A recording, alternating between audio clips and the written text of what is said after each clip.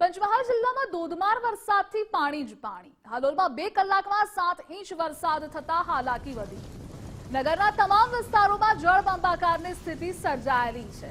મુખ્ય માર્ગો પર ઘૂંટણસમા પાણી વહેતા પરેશાની પણ ડબલ થઈ. સોસાયટી વિસ્તારોમાં પાણી ભરાતા વાહનો તણાતા દેખાયા.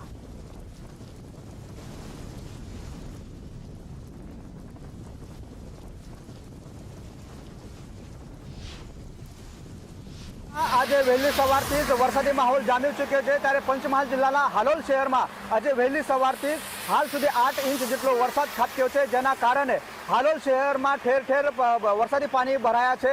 ત્યારે હાલ આપણે સીધા દ્રશ્યો બતાવવાના પ્રયત્ન કરીશ કે હાલોલ શહેરમાં આજે વહેલી સવારથી મેઘરાજા મન મૂકીને વરસ્યા છે, જેના કારણે જાહેર માર્ગો તેમજ રહેણાંક સોસાયટીઓ છે તેમાં ઘૂંટણસમાં પાણી ભરાયા જતા એના સ્થાનિકો મુશ્કેલીમાં મુકાયા છે.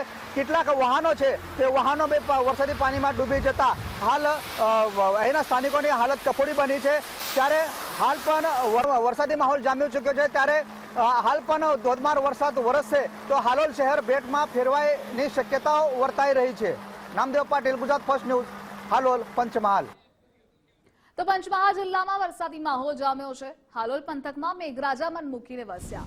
હાલોલમાં ઠેર ઠેર માર્ગો પર પાણી ભરાયેલા છે. જિલ્લામાં ગાજવીજ સાથે વરસાદી માહોલ સર્જાયો છે. તો દ્રશ્યોમાં પણ આપ જુઓ, હાલોલમાં ગોઠણસમાં પાણી ભરાયેલા છે. વિસ્તાર કોઈ પણ હોય, તંત્રના પાપે લોકો હાલાકી ભોગવી રહ્યા છે. વરસાદી માહોલ હજુ પણ એલર્ટ અપાયું છે. લોકોને ઘરની બહાર નીકળવું પણ મુશ્કેલ બની ગયું છે. તો પ્રી મોન્સૂન કામગીરીના દાવાઓ પણ પાણીમાં ગયેલા છે અને આ સાથે કરોડો રૂપિયા જે લોકોએ ટેક્સના નામે ચૂકવ્યા છે એ પણ અહીંયા પાણીમાં ગયા, કારણ કે સુવિધાઓના નામે નગરજનોને મળતી જ નથી.